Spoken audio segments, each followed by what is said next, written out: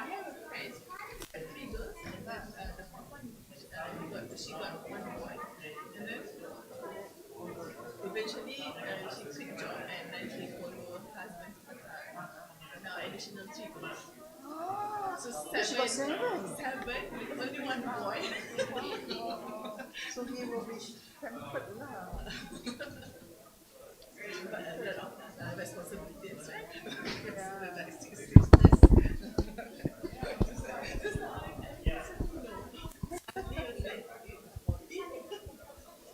So there she's what?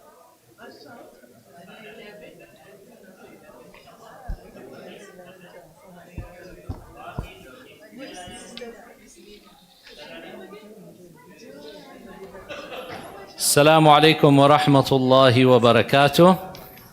Welcome, brothers and sisters. My name is Sharif Al-Arabi, and this is session 2. Session 2, we are going through the New Muslim Guide, and we're on one of the last chapters. I haven't been around for a few weeks, so I think you all have progressed a little bit in chapter 10. Chapter 10 is all about the family. We're talking about various aspects of the relationship between men and women, how a family is formed, the rights and the obligations of parents and children, and so on. Assalamu alaikum. How are you? Okay, I'll start with an Arabic introduction. It's a kind of prayer that we say at the beginning of class. We'll translate that into English, and then the rest of the class will be in English, inshallah. Inna alhamdulillah nahmaduhu wa nasta'inuhu wa nastaghfiruh wa na'udhu billahi min shururi anfusina wa min sayyiati a'malina man yahdihillahu fala mudilla lah wa man yudlil fala hadiya lah wa ashhadu an la ilaha illallah wahdahu la sharika lah wa ashhadu anna Muhammadan abduhu wa rasuluh أوصيكم ونفسي بتقوى الله أما بعد فإن أصدق الحديث كتاب الله وخير الهدي هدي محمد صلى الله عليه وسلم وشر الأمور محدثاتها وكل محدثة بدعة وكل بدعة ضلالة وكل ضلالة في النار رب اشرح لي صدري ويسر لي أمري واحلل عقدة من لساني يفقه قولي. We start by praising Allah subhanahu wa ta'ala and thanking Him, as all praise and all thanks are due to Allah subhanahu wa ta'ala. We ask Allah subhanahu wa ta'ala for His guidance, for His help, for His forgiveness. We ask Allah subhanahu wa ta'ala for protection from the evil that may be within our own selves and from the consequences of any sins that we may have committed. We know that whoever Allah subhanahu wa ta'ala guides, none can misguide them. But similarly, if Allah subhanahu wa ta'ala sends a person astray, then none is able to guide them. We testify and we bear witness that there is no one that's worthy of being worshipped except for Allah, the creator of all things. And we testify and bear witness that Prophet Muhammad, peace and blessings of Allah be upon him, is the last and the final messenger of Allah to mankind. I remind myself and my brothers and sisters, as Allah subhanahu wa ta'ala reminded us in the Quran in numerous places, to have taqwa. And taqwa means to be someone who is God conscious, to be someone who is aware of Allah subhanahu wa ta'ala in all times and in all places, so that the person does what's good and stays away from that which is bad. We ask Allah subhanahu wa ta'ala to make us from al-muttaqeen, those who are constantly God conscious. Prophet Muhammad, peace and blessings of Allah be upon him, would remind at the beginning of his speeches that the best of words, the most truthful of speech, are the words of Allah subhanahu wa ta'ala, the Quran. And the best guidance, the best example in all religious matters that should be followed and emulated is the guidance and the example of Prophet Muhammad, peace and blessings of Allah be upon him. And one of the worst things that a person can do in religious matters is to innovate and to deviate from those teachings. Because if you are adding things, subtracting things, modifying the teachings, this is a form of misguidance, and misguidance takes a person away from paradise and towards the hellfire. May Allah subhanahu wa ta'ala save us from that. Okay, brothers and sisters, so in this chapter about the family, so far we've talked about the position of the family in Islam, the importance of it, and how a family is the building block of society. So if the family is sound, if the family is properly structured and the relationships are healthy, then that's going to have a positive impact on society as a whole. But if the family structure is broken, as we can see it is in much of the world today, then that's going to have a very negative impact on the individual and on the society. You all, I believe, have talked about the position of women in Islam. This is a very sensitive topic for some people, and one that there are a lot of misconceptions, especially portrayed in the media and so on, about the position of women in Islam. So I hope that has been covered adequately in my absence, inshallah. So today we're going to look at page 204 for those that have a physical copy of the book, and it's there on the screen. So here it says, women that Islam enjoins Muslims to look after. Right? So who are those women in our lives, whether we are men or women? There are multiple women in our lives that have rights upon us and that we owe a duty towards from a religious perspective. Assalamu alaikum. How are you?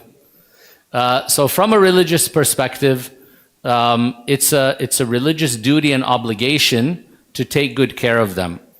Why is this significant? It's significant, if you spoke about it hopefully in the last section, because of the abuse that occurs against women, past and present, right? Today it's not really much better than it was a couple of thousand years ago, unfortunately, right? The United Nations, in their study on women in the year like 2010, I believe it was, they found that 1/3 of the world's women will be abused in their lifetime. I mean, that's unacceptable and unbelievable, right? 1/3 of all our mothers, sisters, daughters, and so on will be abused physically, sexually, and so on, right? That's unacceptable. So Islam has mandated and necessitated that you have to be good to women in your life, and you will be religiously rewarded for doing so, or you will be considered sinful and punished for not doing so, right? And so when these commandments came down 1,400 years ago, in the deserts of Arabia, in the Arabian Peninsula, the position of women was not much better than it is today, unfortunately, right? So you found that they were a people who preferred to have sons rather than daughters. They may bury their daughter alive, right? A man would literally take his 2 or 3-year-old toddler and go and bury her. Why? They felt that females were a burden upon the family financially. They would say that she's not going to work, she's not going to fight in the military and defend the tribe and the society, for example. Therefore, she's not adding value. Therefore, it's not worth it to feed her and to clothe her and to take care of her. Can you imagine, right? They would treat women like property. So, for example, when a person would die, then someone would come and inherit the women that he was married to. And a person could have an unlimited number of wives. Right? He may have 10, 20 wives, and he dies and his son will inherit those women like their property, right? So this was the kind of position that women had. Today it's not much better, to be honest. The United Nations estimates that 60 million girls are not alive because of sex-selective abortion. That means they looked at the gender, they said, ooh, girl, nah, abort, right? In China, it was very common. They made a one-child policy. If you have more than one child, you get fined. So many families said, if we can only have one, then we want a boy. The boy is going to carry on the name, and the legacy is going to work in the fields if we're farmers and agricultural societies still at that time, and so on, right? Now they have a crisis, of course. The society has many more males than females. They literally have parks where they bring photo albums of women of neighboring countries for sale, because the men want to get married and they can't find a wife. Can you imagine? So of course it throws off the whole dynamic of society. Stupid for a man to say, I'm bothered by having a girl, when you have a mother, you have a wife. I mean, where do you think these females came from exactly, right? If you are going to eliminate the girls in your family or in your society. So Islam came to change this mentality and this mindset, and it did so quite effectively. Walhamdulillahi Rabbil Alameen. So here, this is just a little sampling of what Islam has explicitly said in the religious texts about the various women in your life. And this is obviously towards men, but also towards women, towards the other women in their lives. So here it says, in regards to the mother, Abu Huraira radiallahu anhu, may Allah be pleased with him, narrated that a man once asked the Prophet ﷺ To whom should I show kindness most? And the Arabic says literally like, who should be my friend? Who should I give my companionship to the most? Right? Who is it that I should be spending my time with, and so on.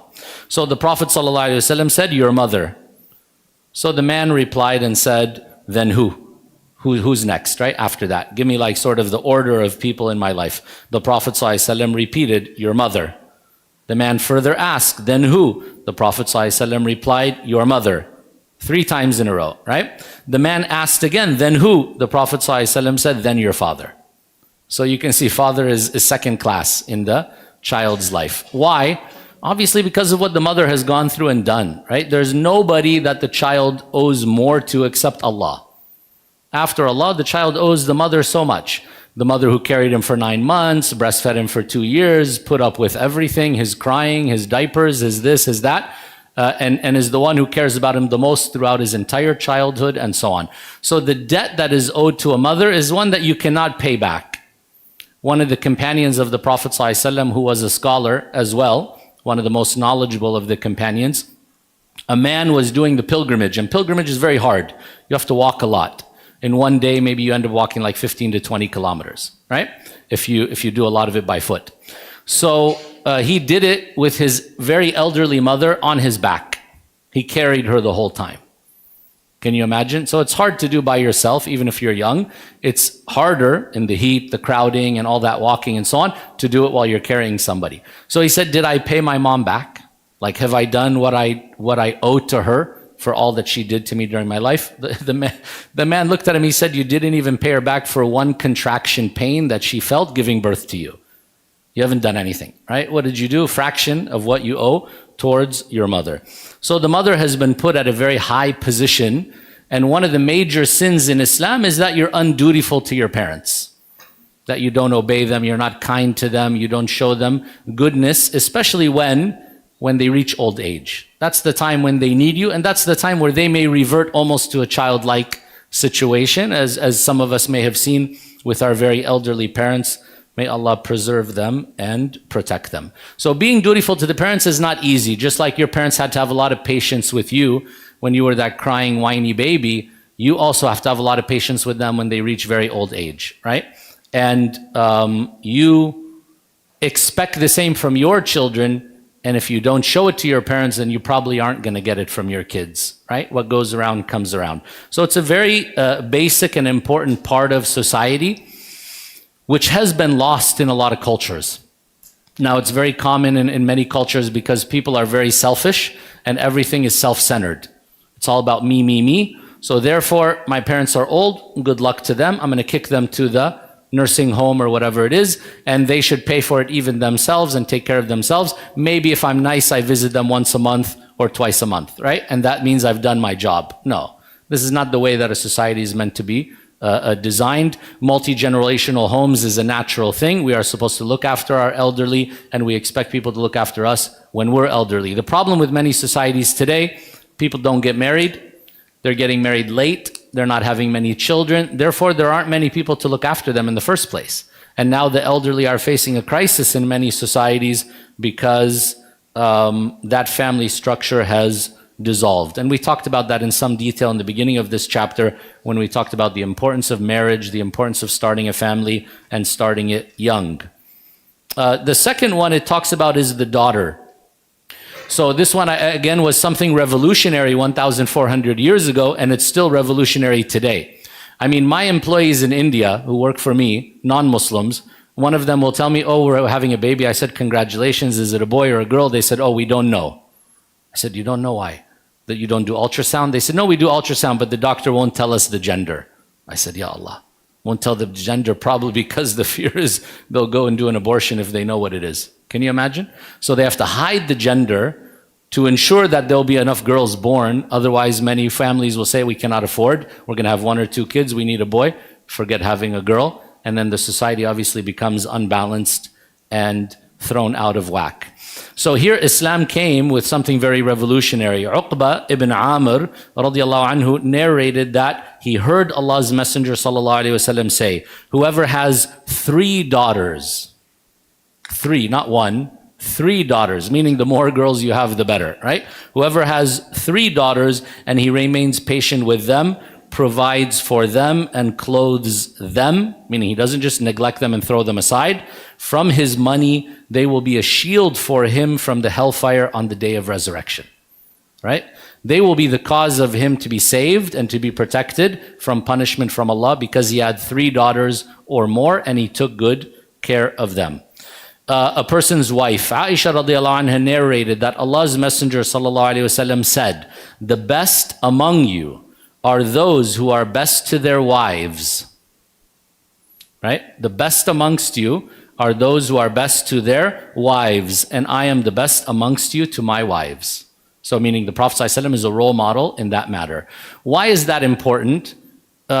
We find in societies like the United States is where I'm from and the one that you have access to their statistics, they're readily available online. Last time I checked, the battery against women is occurring once every 20 seconds.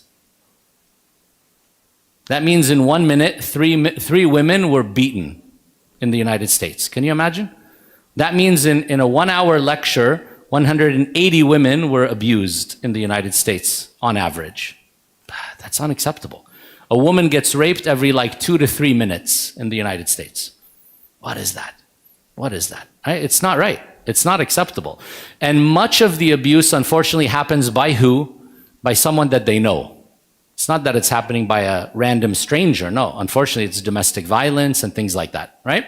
And sometimes even the most abusive are the ones who are supposed to protect society, like police officers and these kind of people, unfortunately. So Islam has come and said, if you think you're a good man, then the first way you know if you're a good man is how do you treat your wife? Because it's one thing to be a nice guy outside, like you go to work and you're polite and you show people some kind of patience and they say, oh, he's a great guy. But then you talk to his family at home and they say, man, he's a monster. He's a monster. He's a different person, right? Why? Because he sees those people who are under his care, they're financially dependent on him, physically weaker than him, and so on and so forth. He feels he has the upper hand. So he doesn't go hard at a man outside who might punch him back in the face. But at home with a woman and the one who he's with 24 hours a day and so on, he feels he can abuse her and she doesn't have an option because financially she's dependent on him and things like that, right? So that's where we can see, is a person a good person or not? It's not about what does his coworker say about him or what does his business partner or somebody outside say about him or the people that randomly see him at the mosque for 5 minutes here and there. It's no, what would his wife and kids say about him? Those are the people who can tell us really, is he a good man or not? Based on his temper, based on his language, based on his behavior, and so on and so forth, right? So the Prophet ﷺ talked about the importance of good manners, good morals, good character, and behavior. And he said that there's a direct correlation between faith and good behavior. Meaning, if you have good faith, then you treat people well. And if you treat people badly, it means there's a problem in your faith. There's a direct correlation with them, right? So the Prophet ﷺ said the thing that will cause people to enter paradise the most, one of those key things is how they deal with others, how they treat others. And the definition of you're a good person and you treat people well is how do you treat those people that are closest to you and that are in a position of weakness to some extent, right? So a man, as we said many times, will feel he has an upper hand over his woman. Why? Because he's physically stronger than her or he's financially the provider and so on. So you are not supposed to abuse that. You are supposed to use that in a positive way. You are physically stronger, therefore you protect and you provide and you take care. You are the one who makes the money, therefore you provide well for your family and you don't use that in an abusive way against them. So here it says, Islam considers the relationship between husband and wife to be complementary, each of which remedies the deficiency of each other in building the Muslim society. So that's a tiny little glimpse. There's a lot more that can be said in each of those categories and about other categories as well. But the bottom line is Islam does not condone abuse of others. Doesn't matter who they are, even a slave. Even a slave that you own, you are not allowed to abuse in Islam, right? Much less your wife, your children, your friends, your family members, and so on. So here in particular is a warning to men and women. How do you treat the women in your life? You need to make sure that you're treating them well. And may Allah help us to do that. Okay, the next topic is the concept of the struggle between the sexes. So now we live in this era, it's been going on for some decades now, where the sexual revolution came along, feminism came along, and so on and so forth. And it has now positioned it, at least in the Western world, and it is pretty much spread to the rest of the world as well, where men and women are like competing and fighting against each other. And it's not supposed to be that way, right? Men and women, whether you like it or not, are different. And this seems to be like a fact which is no longer commonly accepted by some people, but men and women are different. But biologically and physically, they are different whether you like it or not. Psychologically and physiologically and chemically and so many other ways, they are different. Is it bad that they are different? It's not bad. But it's a fact, they are different. They are not identical, they're not the same. And so when we talk about men and women in Islam, we don't usually talk about equality. Equality means they're like identical and exactly the same. We talk about equity, and equity means treating people fairly. Treating people fairly. So there are things that men can do that women can't, and there are things that women can do that men can't. That's a fact and an obvious thing. Some people today seem to be confused about that. I mean, some of the clips I see are really outrageous. I don't know if these are real human beings or if it's like improv like skit, but it seems like it's real people who think like this, but they cannot define what a man is and what a woman is anymore. And they start talking about, well, who can have a baby? No, women, not only women can have babies, men can have babies too, because a woman who's biologically a woman could identify as a man and still have babies, and it's a big mess, right? So for Islam, we didn't reach to that point. Inshallah, we never will. Men and women are clear. They are different. And it's not a bad thing that they are different. They are complementary to one another, and they are not supposed to be antagonistic, nor are they supposed to try to copy each other and be identical. In actuality, Islam curses men and women who try to be like each other. So the Prophet ﷺ said, the curse of Allah is upon a man who dresses like a woman, or a woman who dresses like a man, right? And a man who acts like a woman, or a woman who acts like a man. So you are not supposed to try to be the other side. A man grows a beard, a woman doesn't, right? A woman dresses a certain way and puts on makeup and jewelry in a certain way, a man doesn't, and so on and so forth. These are basics, even young children understand it, but today many people are confused about this, it seems. So hopefully that's not the case for us. Now, when we talk about this concept of equity versus equality, if we talk about Islamic obligations, a man, for example, is obligated to financially provide for his family. That's his duty and his responsibility. The Prophet ﷺ said it's enough of a sin that a man doesn't provide for his dependents. It's enough of a sin that you're working and you earn money and you don't take proper care of your dependents. Those who are financially dependent upon you would be your wife, your children, maybe your elderly parents and others in the family that are your financial dependents, right? So a man can be sinful for being lazy and not getting out and working and earning money, or holding that money and not being willing to spend it on them. What does he need to provide? The basics: shelter, food, clothing, and so on, right? Now, a woman, does she have an obligation to financially provide for her family? She does not.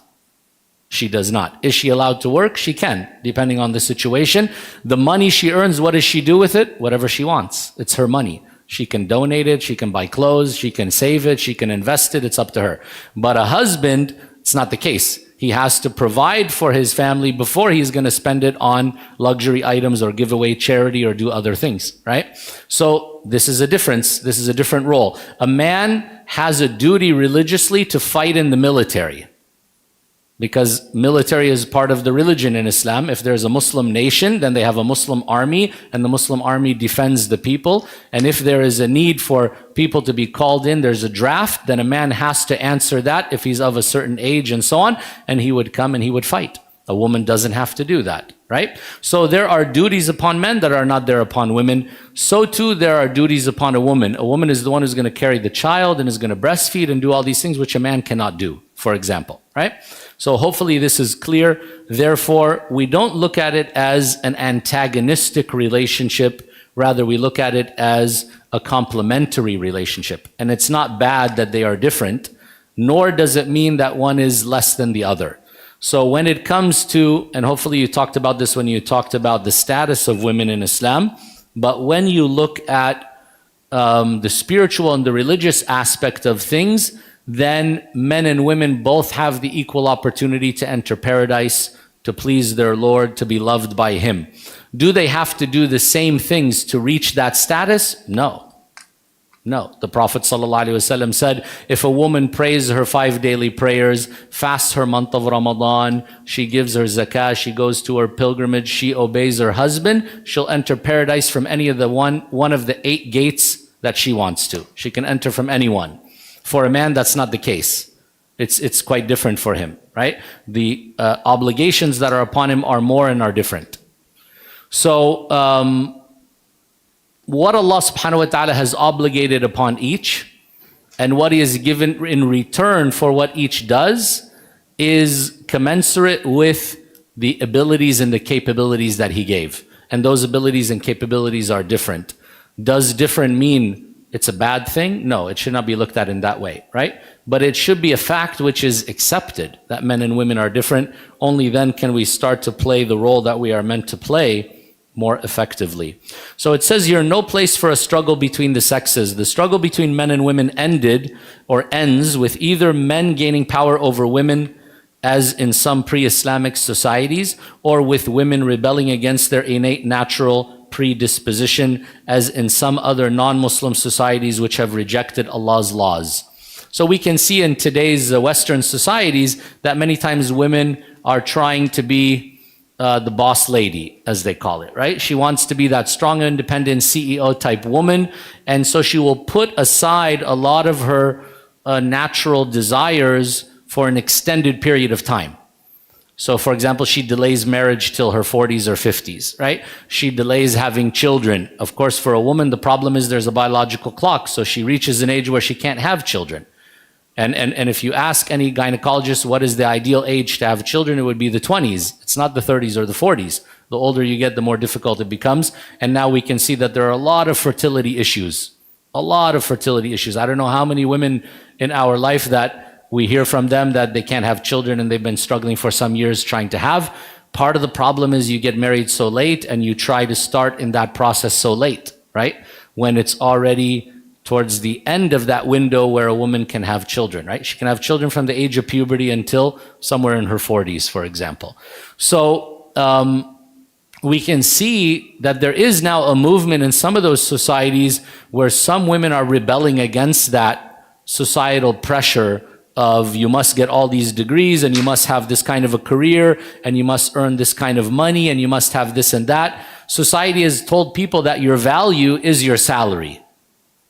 It's not like what kind of a good human being you are, it's how much money do you make? What kind of a title do you have? Do you sit in a corner office or not, right? And based on that, you have a high value or you don't. Are you on the Forbes billionaire list? If you are, then you're the greatest person that ever lived. Come on.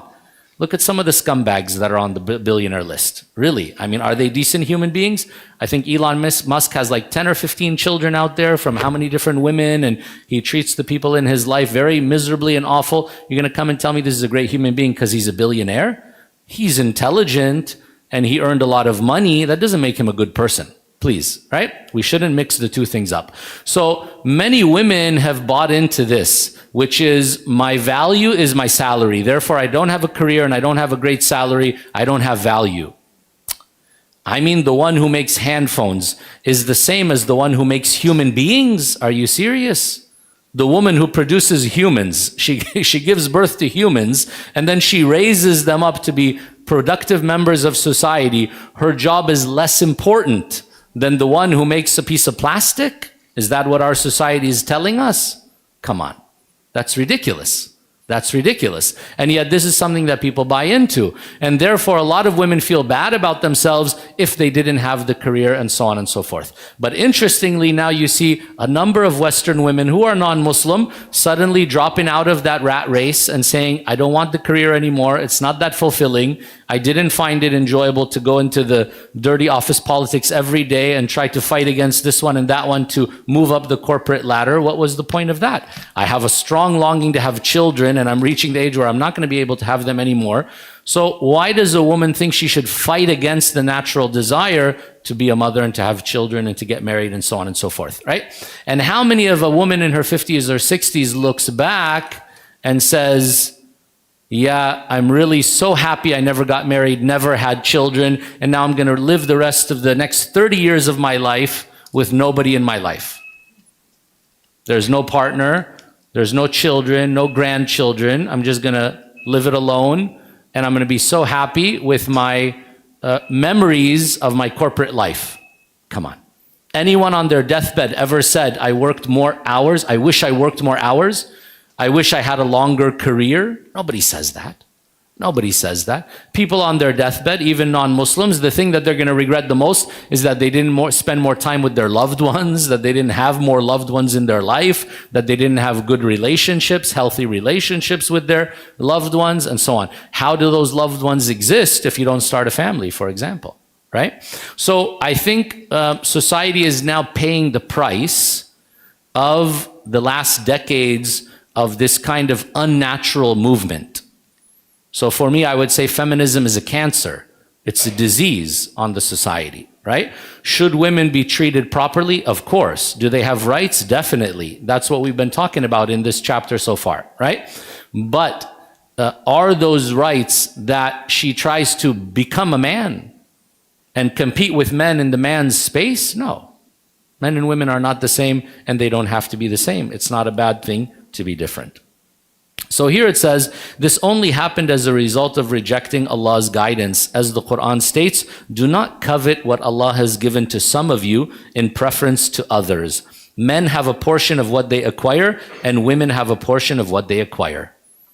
So you're not supposed to look at the other gender and say, I wish I had what they had and I could be what they are. No, there's no need for that. Accept what you are, right? It's like a person who was born white or black looking at the other one and saying, I wish I could be them. Or one who was born tall or short and looking at the other one and saying, I wish I could be them. What's the point of that?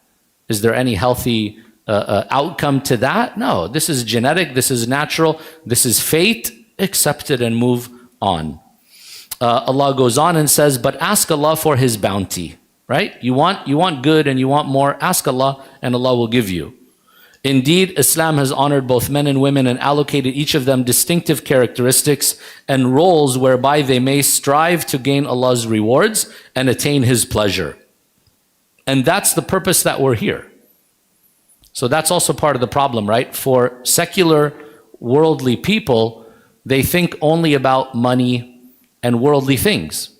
So the goal is amass as much money as I can, live as luxurious and comfortable a worldly life as I can. That's not the goal of a true believer. The goal of a true believer is to please Allah. Pleasing Allah, can it happen while you're rich? Sure. Can it happen while you're poor? Sure. Right? So pleasing Allah is by doing what He commanded and staying away from what He prohibited. And by fulfilling your purpose, which is to know Him, to have a beautiful relationship with Him, and to have good relationships with the people around you, within the guidance and the guidelines that have been set by Islam. Right? So this is why it's so important for us to learn the Islamic teachings and to strive to practice those to the best of our ability. And you can be pleasing to God whether you're a janitor or a CEO, whether you're a mother or a corporate woman, whether you're living this kind of life or that kind of life, right? So we shouldn't conflate the two and mix them up and think that the only way that I'm going to be happy is if, for example, I'm rich or if I'm living this kind of life or that kind of life. That's not the case.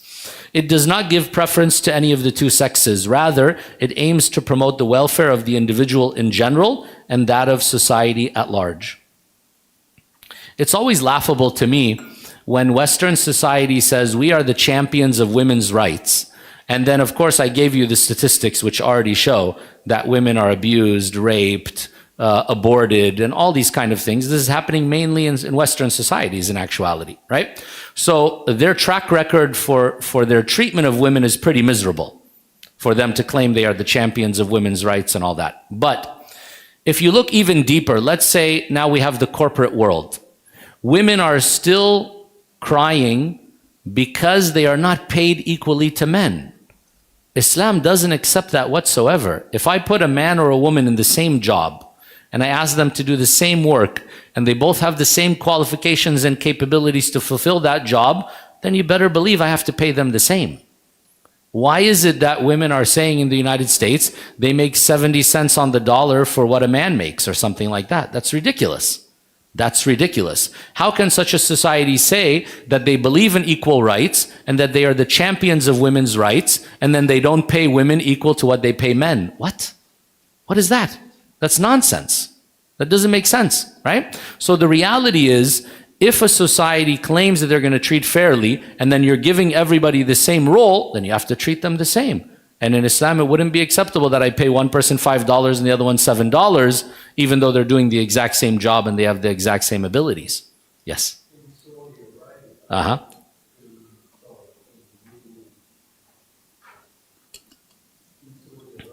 Okay. In the medical field? Yeah.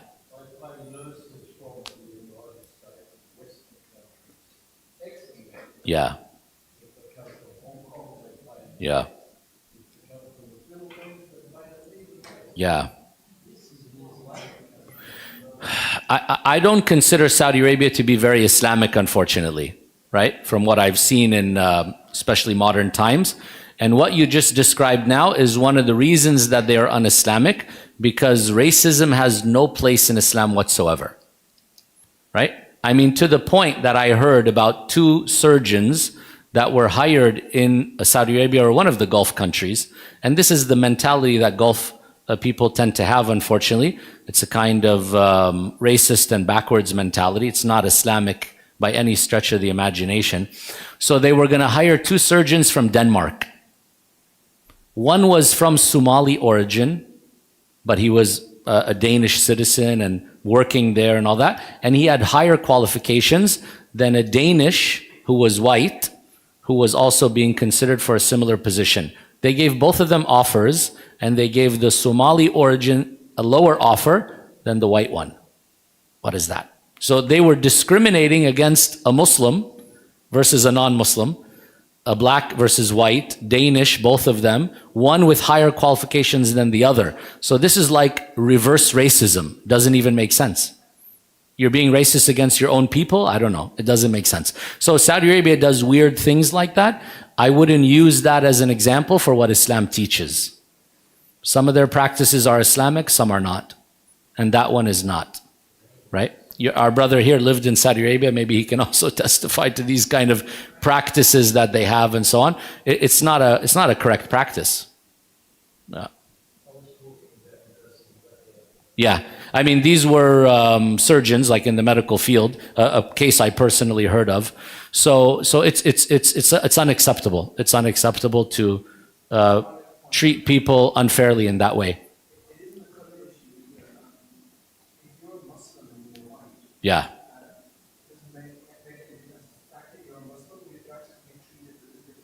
Less than like if they were a Christian from America, right? Isn't that strange? So they would pay a non-Muslim more than they would pay a Muslim. I mean, for example, a friend of mine who's a Saudi, I think he was the son of like the governor of Riyadh. He's like well connected. And he studied in the same university I did in America. And he did a double major with honors from that university. Very smart, very intelligent, hardworking. And I didn't do that. I didn't go for double major, and I was just kind of like average student. But we graduated, same program, same university. And he was working at SABIC. SABIC is one of the biggest companies in Saudi after Aramco. And he said, he'd been there for several years. He said, you should come, they'll give you a great package as an expat. And he got me an interview with this British manager there. And he told me, if you're hired, right out of the gate, you'll make a lot more than me. I said, what? You've already been there several years. We graduated from the same school. You had better qualifications than me, and you're a local. Shouldn't you make more? He said, no, you're American. You come with that American passport, you're going to make more than me to start with. I said, what the heck? That's not right. It doesn't even make sense. So their system is weird. They discriminate against their own. This is a Saudi who's well connected. He said, I'll make less than you. You'll make more than me right out of the gate because you have an American passport. So it's a weird system, and it's not Islamic at all to pay people in that way. Allah knows best. Okay, we'll keep going a little bit. Any other questions? Anyone wants to jump in with something now? Please, yeah. I would like to comment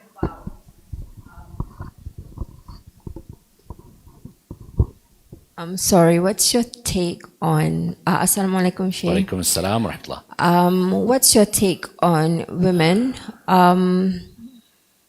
who sometimes now in today's society Yeah. needs to step in and, you know, take up the role of men? And with regards to, okay, so this is like two different questions, but they are kind of related. Yeah. Women who marries early, I've got nothing against that. Yeah. But I think there's a responsibility to kind of ensure that if they've got sons, their sons are able to actually fill in the role as responsible Muslim men. Yeah. But unfortunately, I've seen cases where, and like everyone has got different paths, but because of this societal pressure for them to get married and have lots of kids, and then kind of like, you know, everything about, you know, trying to build up a strong next generation, it's all by the wayside. Like, you know, that's secondary. What's important as a woman is for you to get married and have kids. And the emphasis is stronger on that than ensuring that the next ummah will be stronger. Yeah. If you get my drift. Yeah, yeah. Yep. Yeah, I mean, sister brings up a very valid point. What we're talking about here is sort of the ideal. Does the ideal exist today? Not really. That's why the world is in the state that it's in, right? For the ideal to exist, a lot of things have to change. It's not just one thing. So when I talk about, for example, the role of a woman, if we said, okay, women are going to forego the career and go for the family life, does that mean everything is suddenly going to be better? Not necessarily. There are other things that have to change, right?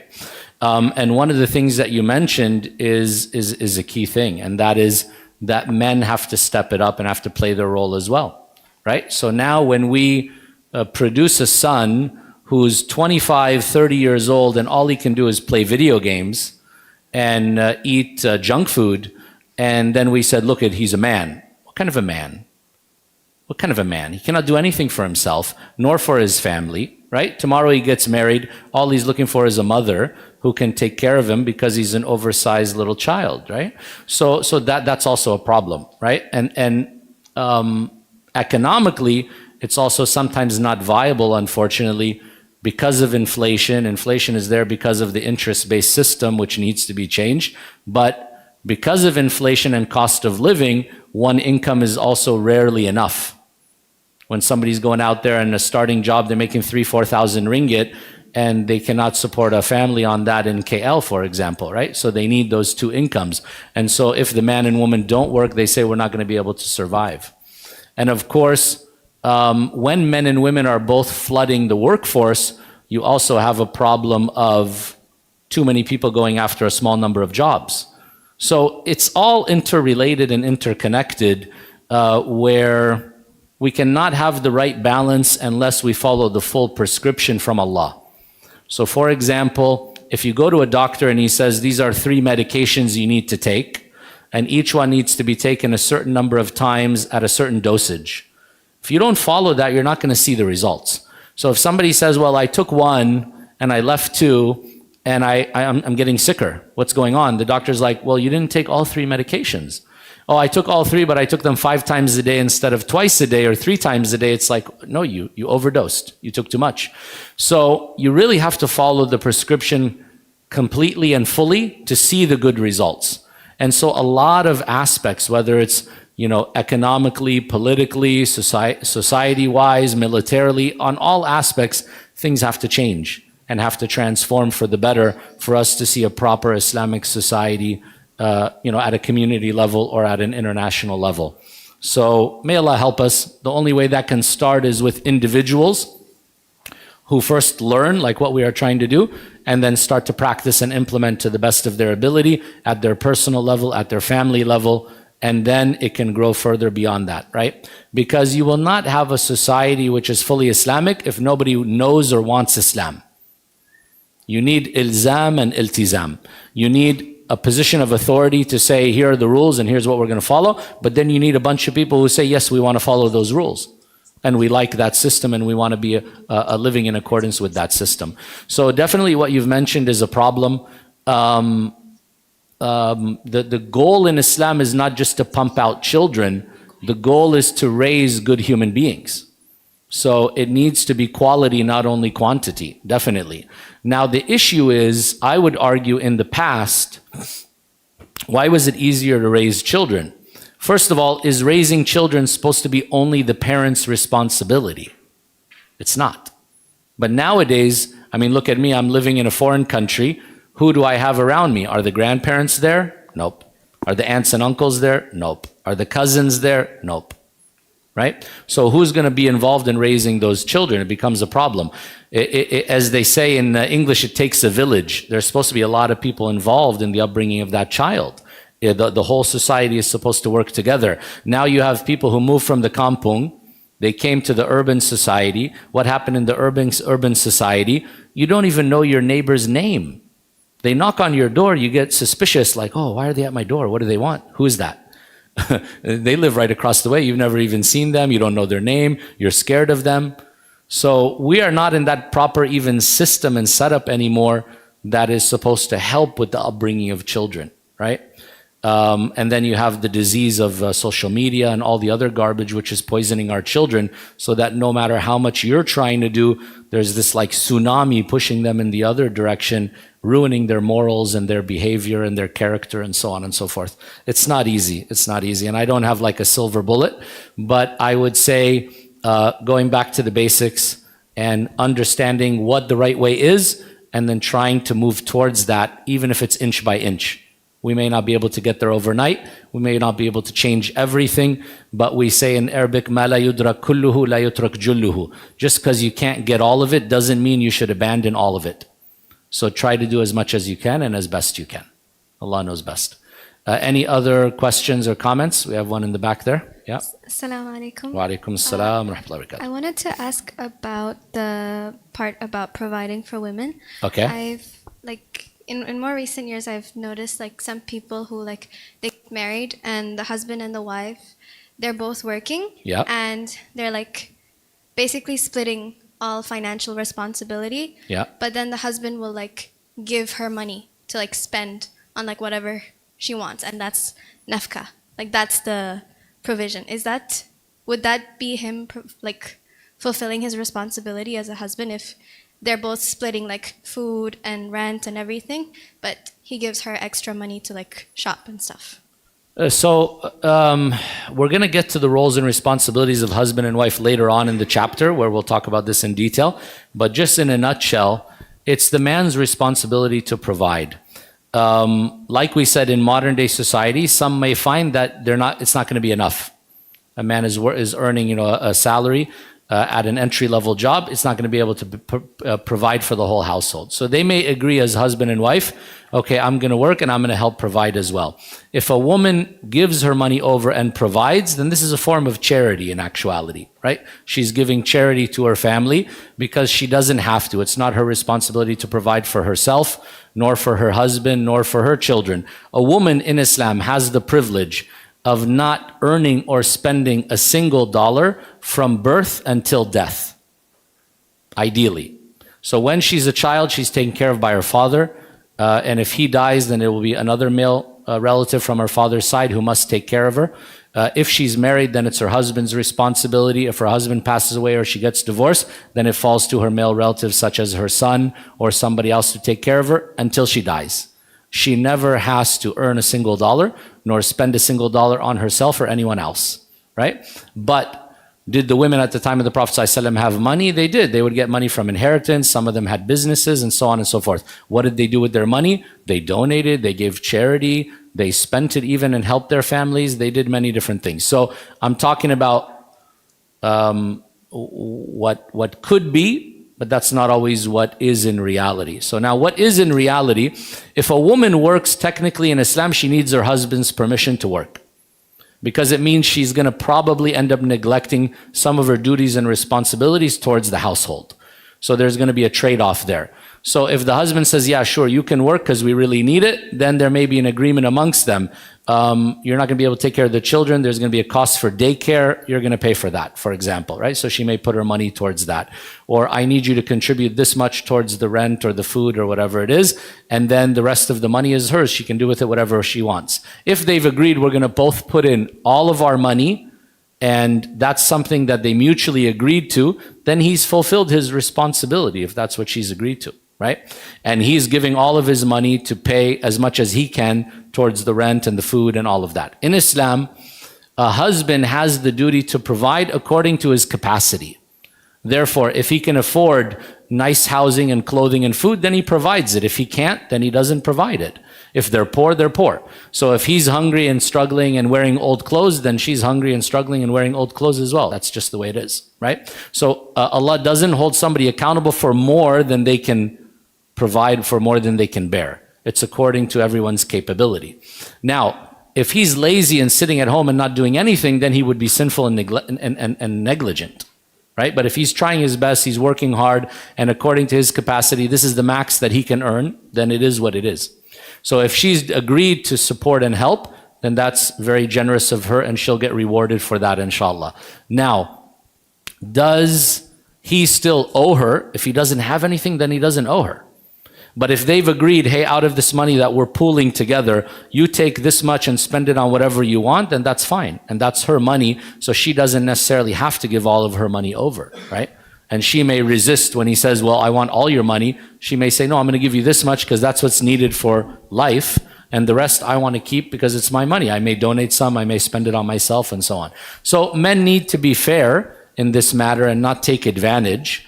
The one that's even worse and disgusting is when the woman works and earns and the man does nothing and he relies on her to take care, and then he still expects her to take care of the children and the food and the household. What is this?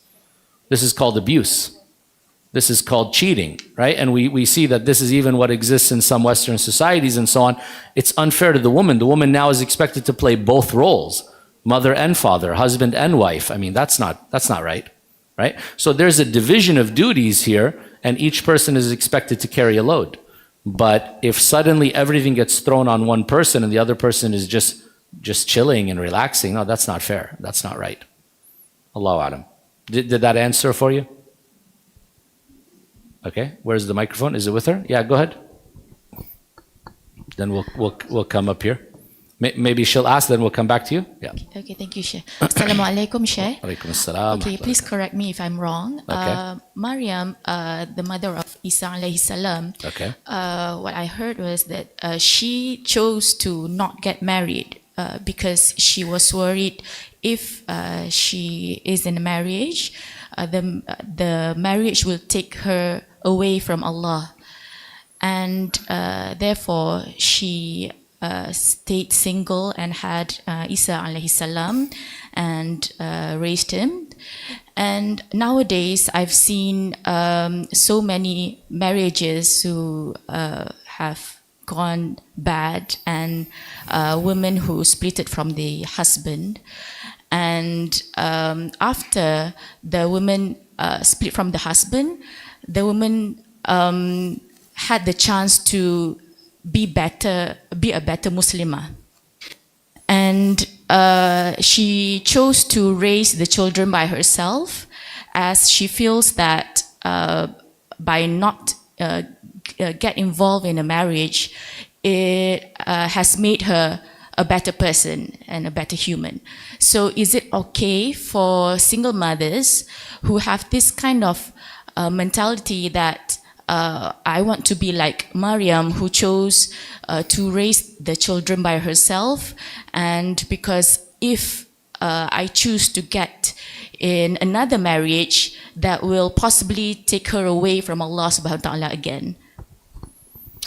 Okay. I've never come across the fact that Maryam consciously chose never to get married. I haven't read that before, so I'm not sure what the source of that is or how authentic that is.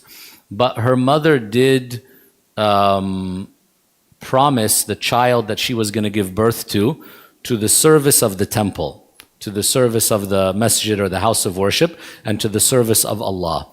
And that was something that was only reserved in their religion at that time for men, not for women. And that's why when she gave birth to a girl, she said, a boy is not like a girl, and Allah knows, best what I've given birth to and what I've sort of promised.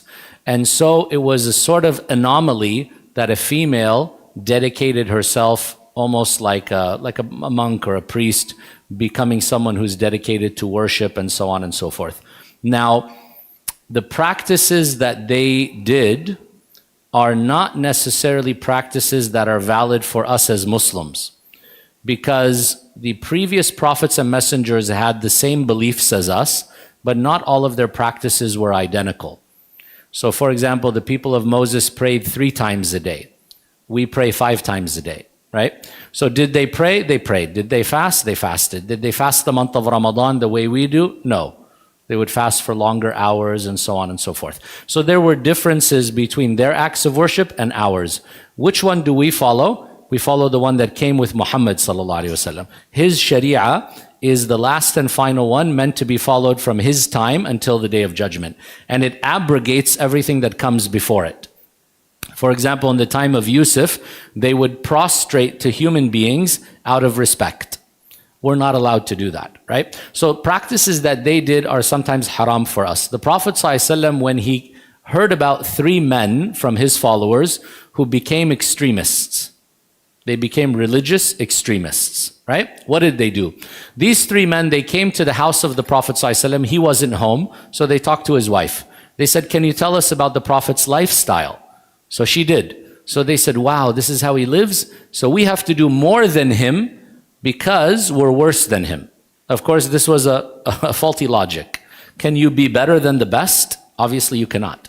All you can do is hope to get close to him. You cannot be better. You cannot do more than him. So they started with a wrong premise and a wrong understanding, and that's what leads to extremism every time, right? So what did they do? One of them said, I'm going to fast every day. I'm never going to break my fast. The other one said, I'm going to pray all night, every night. I'm never going to sleep at night. And the third one said, I'm going to stay celibate. I'm never going to get married. All of them with the religious intention. They said what? We're going to go to the extreme in religion and worship. So the one who's not going to get married is saying marriage and kids and sex is going to distract me, take my time and take my attention and all that. I'm just going to focus fully on worship. Is a human being designed for that? No. Can you live all the time and never eat? No. Can you live all the time and never sleep? No. Your body has rights. If you don't give it its rights, you're not going to be able to worship properly, right? And that's why you look at those religious practices today that stay celibate. What happens? What happens in the celibate communities? What are the scandals we hear about in the news every day? Raping, molesting, this one, that one. Because sexual desires are natural, they're good, they have to be fulfilled, but they have to be fulfilled in a healthy, proper way, not in a deviant way. So if you try to squash them, you're not going to be able to. So the Prophet ﷺ, when he came, what did he say? He said, where are the men who asked about my way? And they said, we're here, O Messenger of Allah. He said, as for me, I pray part of the night, I sleep part of the night, I fast on some days, I eat on some days, and I get married to women. He had to specify women because one day people would come along and say men can marry men. What the heck, right? As if it needed to be specified. For people, today's generation, it needs to be specified. Men and women are the ones who marry each other, not women marrying women or men marrying men. So the Prophet ﷺ specified to these 3 people that your way is actually wrong. And then he told them the general statement, whoever turns away from my way is not from amongst us. You can't be one of us if you want to follow something that you made up yourself. You got to follow our way. Now, what is the ruling on marriage in Islam? The scholars have said marriage is one of the things that can take all 5 rulings.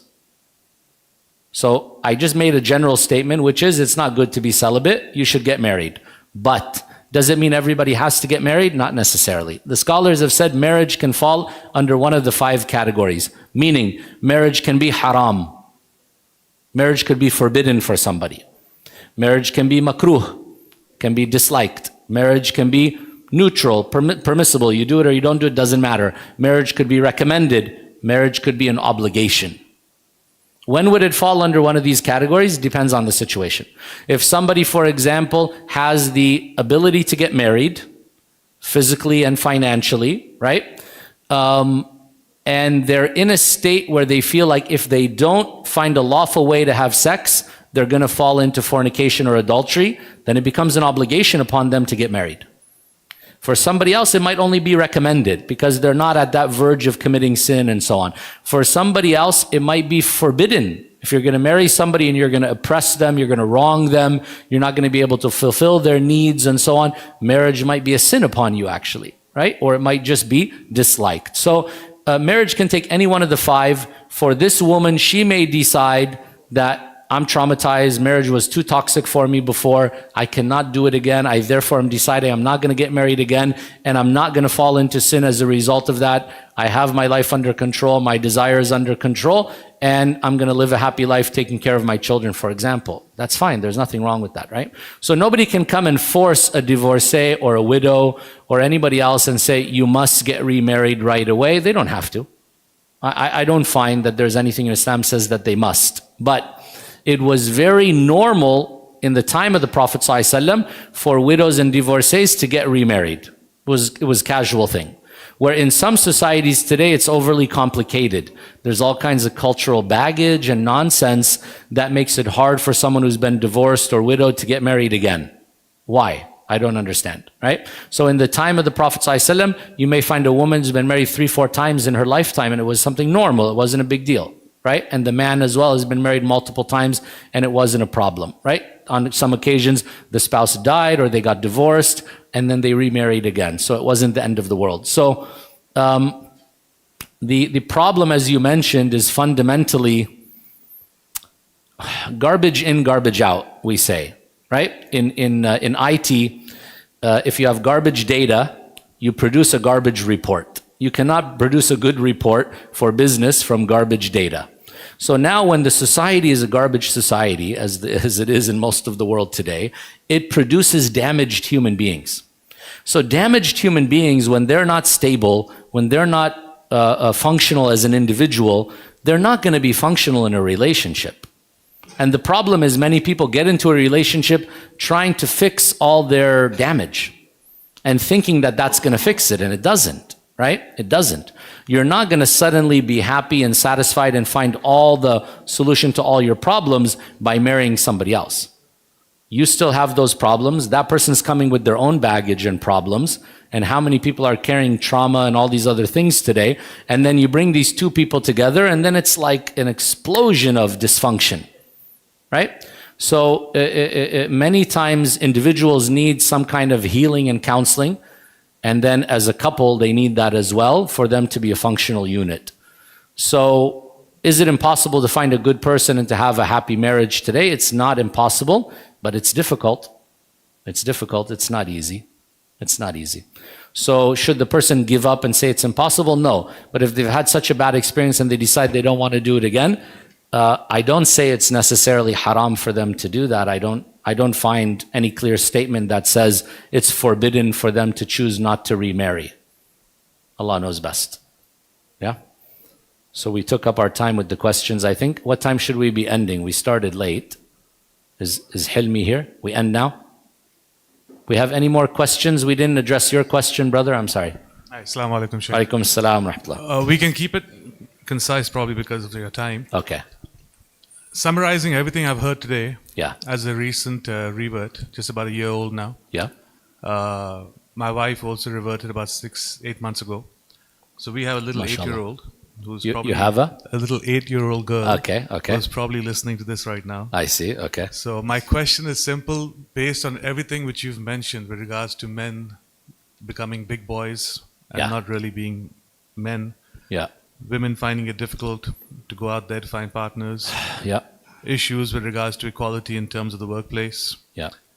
Based on what the good book says, that women's roles are supposed to be everything which you mentioned as to be provided for, and the providers don't seem to be getting up to speed and providing. Yeah. How does a guy like me prepare my one for the future? Do I instill the deen and base my faith on that because Allah says He will provide? Or should I You mean attempt instill the deen in your daughter? in my daughter, or do I give her the skills that there might be a chance you might not be taken care of or provided for the way I possibly provide for her and her mother? Yeah. She might not find someone, so she Yeah. should have adequate skills to go out there and to provide for herself Yeah. down the road. That's a very good question, mashallah. So this is a concern all of us have for our children, especially for our daughters, especially for dads. We want to protect our girls and make sure that they will find a good man to take care of them. So we'll talk more about this when we come to how marriage occurs and how a family is supposed to be formed.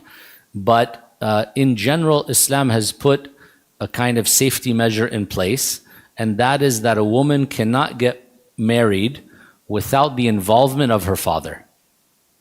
And that's because men look at men differently than women look at men. And men act differently with men than they act with women, right? And if you've observed in life enough, then you can see that clearly. So a man, when he's trying to win over a woman, he can try to toy with her emotions in a certain way. He brings her the flowers and the chocolate, and he does this and he does that. And she will say, oh, he loves me. And he's a great guy, right? But behind the scenes, it turns out he's a monster. And she only finds that out once she's living with him and the courting, the courting phase is over, and then he takes off the mask and he shows his true face. So a man, when he's going to investigate a man, he's going to go and ask other people about him, and he's going to find out, oh, this guy is hot-tempered. Oh, he lies and he cheats in business. Oh, he's like this and he's like that, So you're going to find out that he's not really a good guy. So the Prophet ﷺ, he said to the parents of girls, if a man comes to you, تَرْضَوْنَ دِينَهُ وَخُلُقَهُ, you are pleased with two aspects about him, his religion and his morals and manners. Now, morals and manners is a part of the religion, actually. It's not something unique, but it gets called out separately here. Why? Because somebody can appear religious on the outside, but they're not that good. So, for example, they grow a beard and they go to prayer at the mosque and they go to pilgrimage, but then they have a hot temper and they're vulgar and they're arrogant, so they're not a good person actually, right? So Islam says, look at both of these. If he's good in these two, then accept him.